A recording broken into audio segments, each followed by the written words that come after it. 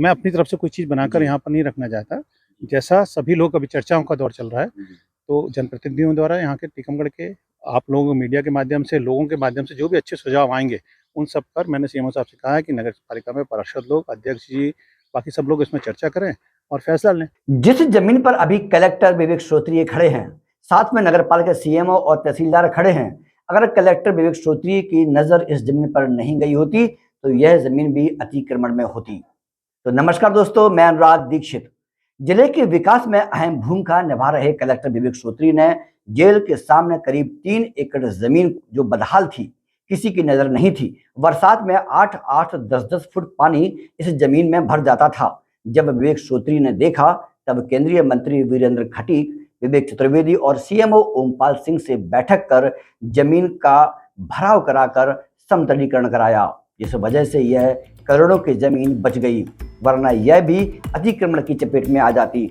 आज रविवार सुबह 10 बजे कलेक्टर विवेक श्रोत्रिय अपने प्रशासनिक अमले तहसीलदार अरविंद यादव और सीएमओ ओमपाल सिंह के साथ अचानक निरीक्षण करने के लिए पहुंच गए और वहां पर विकास की गाथा गढ़ी। सर, आप नए कलेक्टर आए हैं और टीकमगढ़ में विकास के लिए इतना सारा मन में कहाँ से आया? और ये जो जमीन पड़ी थी ये बिल्कुल बदहाल अवस्था में थी, किसी की नज़र भी नहीं थी।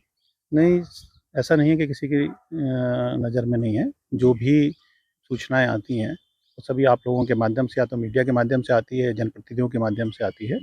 तो इसी प्रकार से जनप्रतिनिधियों के माध्यम से ही मुझे इसकी ज़मीन की जानकारी प्राप्त हुई थी कि एक ऐसा क्षेत्र है जो यहाँ पर गंदा पड़ा हुआ है और गड्ढा है, और इसके यहाँ पर अगर विकास कार्य किया जाए तो भविष्य में नागरिक सुविधाओं के लिए कोई अपने पास अच्छी ज़मीन उपलब्ध हो सकती है। तो उसी क्रम में माननीय सांसद जी ने भी मुझे बताया था और अन्य जनप्रतिनिधियों से भी जानकारी प्राप्त हुई थी। तो इसको यहाँ पर थोड़ा सा फिलिंग का काम हुआ है नगर पालिका द्वारा, और नगर पालिका द्वारा जो यहाँ पर चूँकि पानी के निकास हैं, तो नालियाँ जो पानी आता है, तो सीएमओ यहाँ पर साथ में आए हुए हैं और उसमें देख रहे हैं कि कहाँ पर हम इन नालियों को कैसे व्यवस्थित रूप से बड़े नाले के रूप में यहाँ से इनका निकास करवाया जा सके, ताकि जो पानी पहले से बहता आ रहा है वो यहाँ की बस्तियों में ना भरे और इस बारिश में असुविधा ना हो।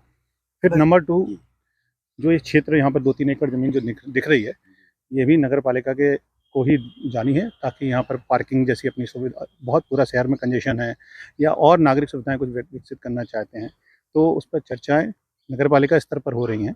वो लोग हमको जैसा बताएंगे वैसा पूरा शहर चाहेगा वो यहाँ पर काम किया जाएगा। यहाँ पर जिला प्रशासन क्या प्लान है? मैंने बताया ना कि मैं अपनी तरफ से कोई चीज़ बनाकर यहाँ पर नहीं रखना चाहता। जैसा सभी लोग अभी चर्चाओं का दौर चल रहा है, तो जनप्रतिनिधियों द्वारा यहाँ के टीकमगढ़ के आप लोग मीडिया के माध्यम से, लोगों के माध्यम से जो भी अच्छे सुझाव आएंगे, उन सब पर मैंने सीएमओ साहब से कहा है कि नगर पालिका में पार्षद लोग, अध्यक्ष जी, बाकी सब लोग इसमें चर्चा करें और फैसला लें। वो जैसा फैसला लेकर हमारे पास आएंगे, हम उसमें सहयोग करने की कोशिश करेंगे। और भी जमीनें ऐसी हैं जो किसी की नज़र में नहीं है, वो भी आएंगी, फिर तो आप बताएंगे तो हम लोग उन पर भी ऐसा काम करने की कोशिश करेंगे। देखिए, सबसे बड़ी एक चीज़ मुझे समझ में आती है कि टीकमगढ़ में जब भी बहुत विकास हुआ, सघन हुआ है, और अपने नगरों की तुलना में यहाँ पर शहर में भी पार्किंग की व्यवस्थाएं नहीं हैं।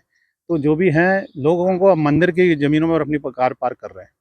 तो हमको सब इन चीज़ों को देखना पड़ेगा, कैसे डीकंजेशन हो। ठेले जो हैं, अपने जो चाट चौपटियाँ हैं, वो सब सड़कों पे लगी हुई हैं, सब्जी मंडियाँ हैं, वो सब सड़कों पे लगी हुई हैं। तो अल्टीमेटली हमको ऐसे स्थानों को चिन्हांकित करना ही पड़ेगा जहाँ पर हम जो अपने फुटकर में जो सड़क पर कम से कम अनावश्यक रूप से जो घेर कर छोटे लोग जो अपना काम कर रहे हैं, उनके लिए हम एक वैकल्पिक स्थान उपलब्ध करा सकते। ज्ञात रहे ऐसी और भी सरकारी जमीनें जिले में पड़ी हुई हैं जहां पर प्रशासन अब निगरानी कर रहा है। BCN हिंदी, टीकमगढ़।